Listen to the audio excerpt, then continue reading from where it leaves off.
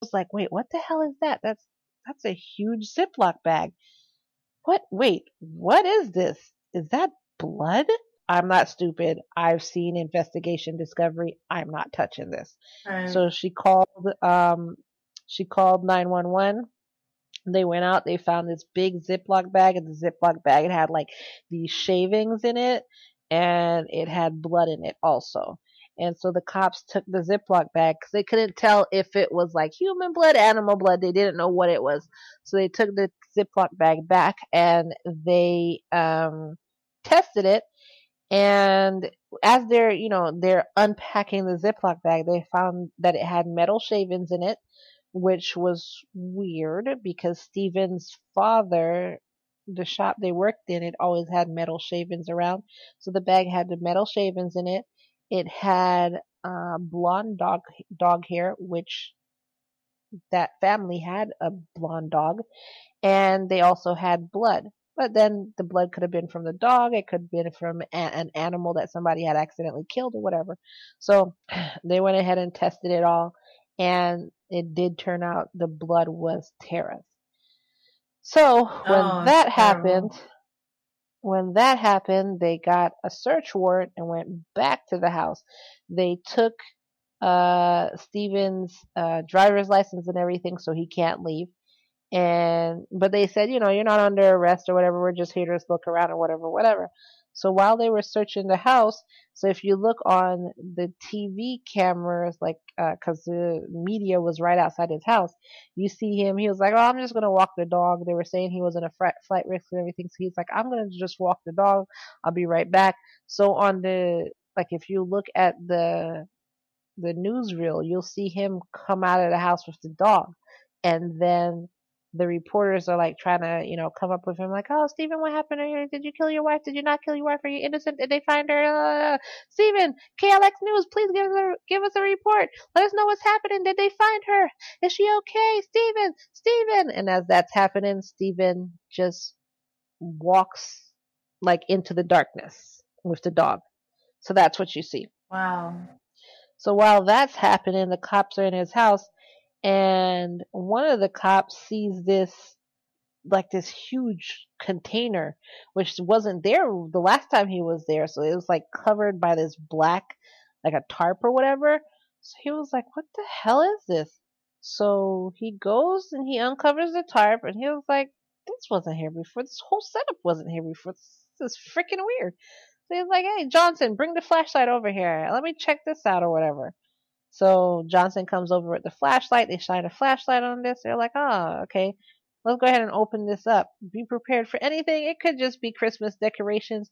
Then again, it could be a human body. So there is no in between. It's one of the two. So just be prepared. Newbie, move over there. I don't want you ralphing on my shoes again. I'm sick of you throwing up.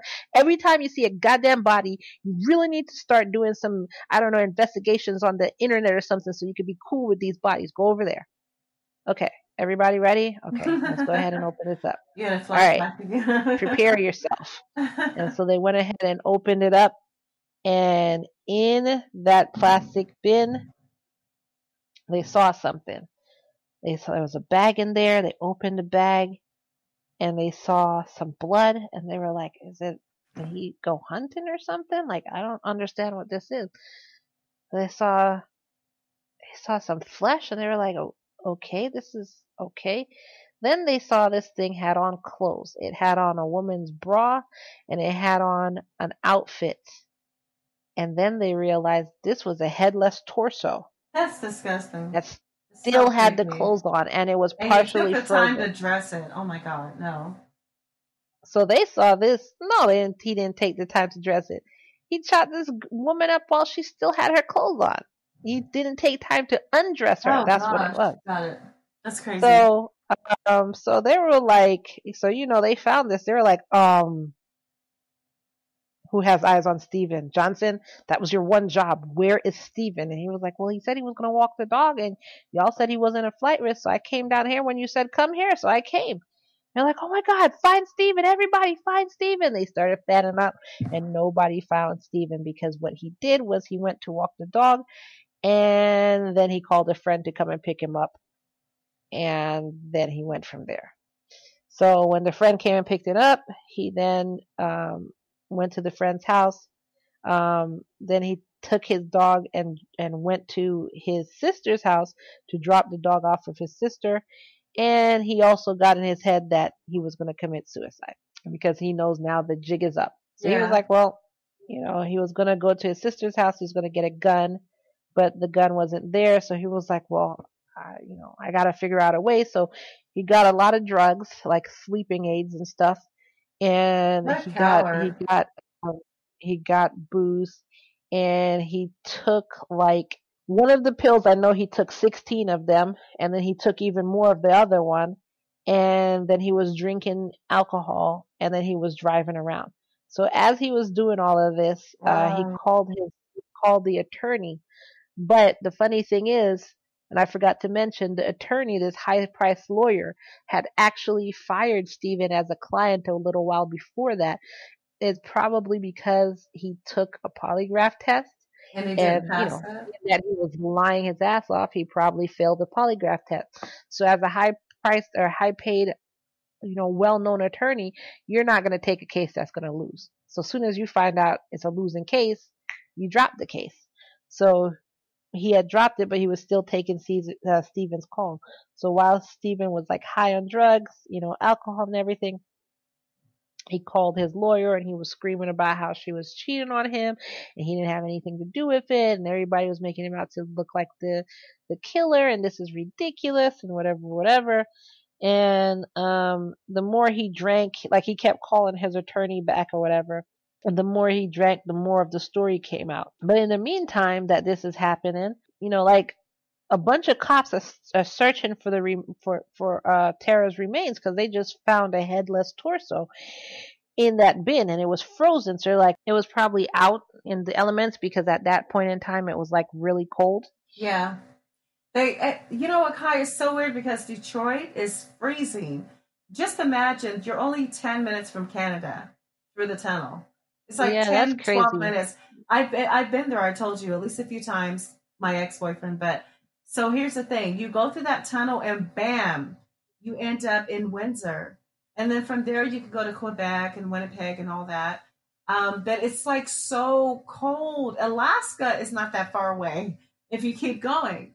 So it's really, really That's cold. Crazy. Yeah, so the night that this happened, it was already frigid. For some reason, more murders happen when it's super, super frigid, freezing temperatures, cold, or when it's pitch black at night. Tell me if that makes any sense. So that was, but it's crazy, right? So that was the environment of this murder. So you want to take it from there? Yeah, so they figured since the torso was frozen, this had to have been outside. So they started searching this nearby park, which was Stony Creek Metro Park. They started searching this nearby park to see if they could find anything. And lo and behold, they found hands, they found feet, and they found just like chunks of flesh scattered around. That's ridiculous. And then later on, a little while later, they ended up finding one of her legs in another area of the park. So basically he was like just throwing shit, just like, I'll put this here, I'll put this there, they'll never find it, whatever. So when so all this time Steve is calling his lawyer, and the story just keeps getting weirder and weirder, and I guess the more drunk he gets and the more inebriated, I guess drunk and inebriated is the same thing, but he gets, then he finally ended up confessing. He was like, yeah, okay, like I'm cornered, so he finally at first one time he was talking to the lawyer and he just came out and said it was an accident. We were arguing and I hit her and it was an accident. And then later on he came out and he just said, and he also called his sister to tell his kids he loves them and all this stuff like that. But then later on what he said was he strangled her, and then he took her body to his dad's shop and he chopped her up at the shop. And then he left her body at his dad's shop. But then he started getting worried that, it's been here a while. People might start smelling it or whatever. Mm-hmm. So then that's when he moved it to the container in his house. That's why when the cops first came to his house, they didn't see that container because at that point in time, the container was at his dad's shop. So then he moved it to his house, and I guess he figured the cops have already been here, they're not coming back. And then to try and cover his tracks, that's when he just started spreading the parts just all around the place in the snow. Mm-hmm. That's crazy. So, of course, they arrested him and he went to trial and everything. And what really could you say? Like, what could you say? You confessed that you killed your wife. He went to trial, and he was actually issued a verdict of second-degree murder.